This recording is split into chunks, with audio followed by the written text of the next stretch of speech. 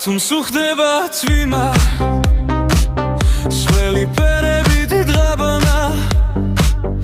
გუჯმორეული ზღვიდან გამოქცეული დანლა პალმის სამზამთრად ქეში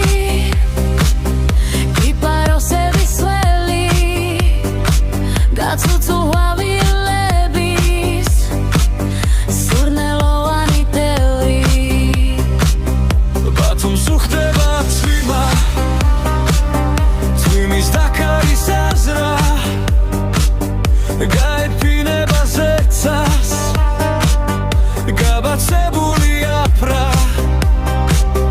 ჩამოიქროლებს ქუჩად